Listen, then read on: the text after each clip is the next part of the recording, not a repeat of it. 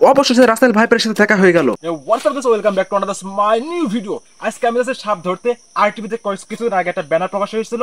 সেই ব্যানারে তারা লিখেছিল যে রাসেল ভাইপার ধরতে পারে নাকি 50,000 টাকা পুরস্কার। আমি এবছর অনেক গরিব, এখন আমার অনেক টাকা দরকার, মানে রাসেল ভাইপার ধরা মানে সোনার হরিণ ধরা। তো আমি আজকে মাঠে লেগে পড়েছি রাসেল ভাইপার ধরার জন্য। তো চলুন আমার সাথে যাওয়া যাক। এখন এই মাঠে কিন্তু অতিরিক্ত সাপ মানে সাপের বাসা আছে। আমি সেই সব জায়গায় যাচ্ছি, মানে জীবন মায়া ত্যাগ করে ভাই। আমার হার্টবিট কাঁপতেছে। তো আপনারা জানেন তো যশোরে এন্ট্রি ফি ছাড়াই কিন্তু রাসেল ভাইপার প্রবেশ করেছে। অলরেডি কিন্তু আমাদের যশোর জেলায় 3-4 জন মারাও গেছে এই রাসেল ভাইপারের কামড়ে। আপনারা জানেন তো রাসেল ভাইপার কোথায় কোথায় থাকে, যেমন ধান ক্ষেত, পাট ক্ষেত, ফুল ক্ষেত, কলা বাগানের তলে এইসব জায়গায় থাকে। তো আমি আজকে এইসব জায়গায় যাইতেছি। তো আমি এখানে রাসেল ভাইপার পাই বা না পাই, অন্য সাপ তো পাবো। মানে আমাদের ফুল খেতে এই সাপটা সবসময় থাকে, মানে রাসেল ভাইপার না, অন্য সাপ থাকে। তো আজকে যদি রাসেল ভাইপার থাকে তাহলে তো আমার 50,000 টাকা পেয়ে যাচ্ছি। আর আমি সবসময় কিন্তু এই যে আমার পায়ে দেখতে পাচ্ছেন এই বুটটা আমি পরে আসি। আর সেফটি হিসাবে অলরেডি একটা লাঠি তো আছে, এটা আমি আজকে নিয়ে এসেছি, অন্যদিন আমি লাঠি নিয়ে আসি না। তো দেখি আজকে আমাদের খেতে মানে রাসেল ভাইপার পাই কিনা। যদি নাও পাই তবু অন্য সাপ তো পাবো, অন্য সাপ তো মারা যায় নাকি। তো চলুন রাসেল ভাইপার ধরি আর 50,000 টাকা জিতে নিই। ওকে। এই যে আপনারা দেখতে পাচ্ছেন এই সাইডে কলা বাগান আছে। এই কলা বাগানের যে গাছের গোড়াটা আছে, এই গাছের গোড়ার ভেতরে কিন্তু সাপ থাকে ভাই সব সময়। এবার এটা, তারপরে আমাদের ফুল খেতে যাওয়া যাক এসো মামা। আসলে চাষাবাদ করার জন্য আমাদের আমাদের মনে হয় এরকম পরিষ্কার জায়গাটাই উত্তম। এই যে এরকম পরিষ্কার জায়গাটা। আর এই পাশে যে কলা বাগান দেখতেছেন, এই কলা বাগানটা হলো অপরিষ্কার, এর ভিতরে সাপটা বেশি থাকে। আর এটা এটা ঠিক আছে, এটাই বেস্ট।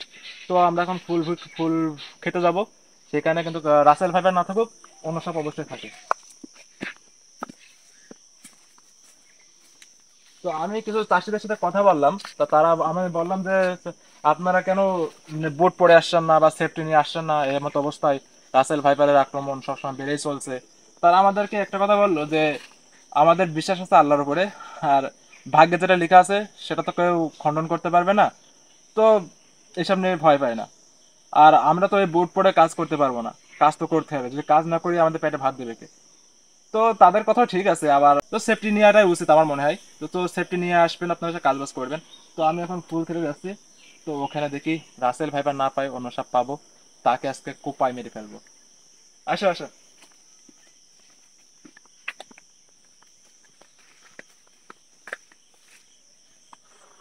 এটা দেখতেই পাইতেছেন ফুল ক্ষেত, দেখাও এদিকে, দেখাও ফুল ক্ষেতটা দেখাও।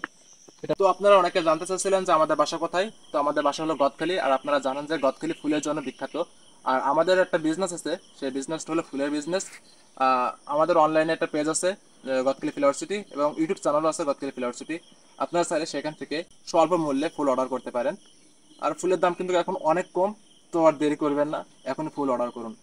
এই যে আমি এখানে বসে আছি, এর ভিতরেই কিন্তু রাসেল ভাইপার থাকতে পারে।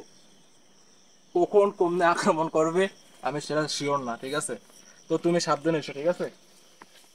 এই যে জায়গাটা দেখা আমার, এই যে এইগুলোর তলে এমনি শুয়ে থাকে অনেক সাপ, শুধু রাসেল ভাইপার বলে কথা না, অনেক সাপে এমনি শুয়ে থাকে।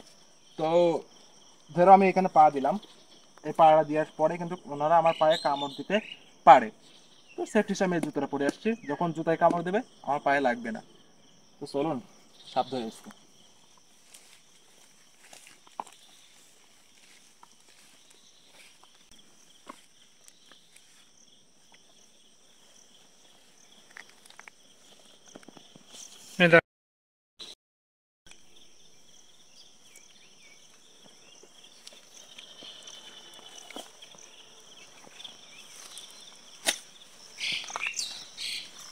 ও সরি, ব্যাংক ছিল এখানে একটা, দেখ।